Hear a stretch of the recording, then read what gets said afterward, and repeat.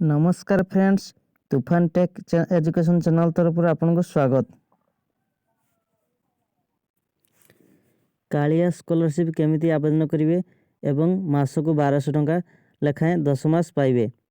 तो वीडियो को प्रथम शेष पर्यंत देखंतु। वीडियो रे सबकिछ मेथरे जणैबी। देखंतु कालिया स्कॉलरशिप कौन ना आपनका परिवार रे जेउ माने बापा माँ कालिया योजना रे लाभ पाउजंदी तो सही तांकरी पिला माने कालिया स्कॉलरशिप रे आवेदन करि परिबे। तो वीडियो को शेष पर्यंत देखंतु।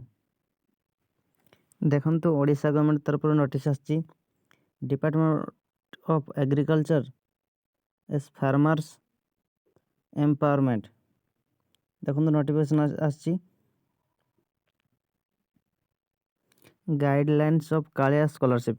ए कालिया स्कॉलरशिप रे गाइडलाइन कोन रहछि देखंतु। 3 नंबर द प्रोफेशनल और technical graduate course MBBS BDS BAMS BMS B Pharm nursing एवं B Tech engineering BBA BCA MBA MCA PG medical science ए सब समस्त पिला ए कालिया योजना रे आवेदन करि परिबे कालिया स्कॉलरशिप।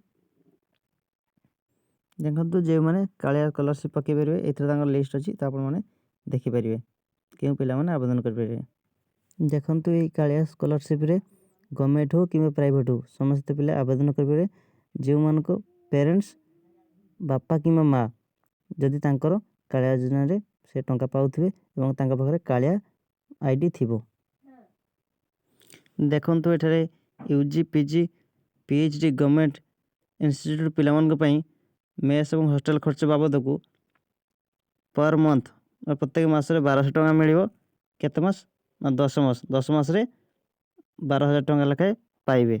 एवं institute and per month for diploma polytechnic ITI student मान पई मेस एवं हॉस्टल खर्च पई 1000 टंका रही प्रति मास। ये भी पुणी 10 मास मिलिबो। एवं किभଳି भाबरे आसीबो डीबीटी आपनकर जो बैंक रे अकाउंट लिंक अछि ए डीबीटी माध्यम आपनकर अकाउंट को टंका आसीबो। देखंतु एटा लिस्ट दे दैछि के केउ कोर्स पई वर्ष रे केते टंका पाइबे। एमबीबीएस पई केते रहिछि बीडीएस पई देखंतु सब एथरे अछि। तो आपन माने याको डाउनलोड करी देखि परिबे को कोर्स पई केते टंका रहिछि। एबे जानिबा एथरे डॉक्यूमेंट कोन आवश्यक।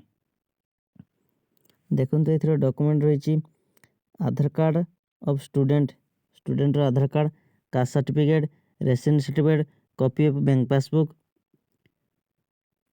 एवं passport size photo ration card of the parent रो गार्डियन रो रेशन कार्ड दरकार beneficiary ID of the parent guardian आपनकर जे कालिया योजना पासे बापा कि माँ सेमानकर beneficiary ID matriculation certificate marksheet ए सब डॉक्यूमेंट आवश्यक कालिया स्कॉलरशिप अप्लाई पई।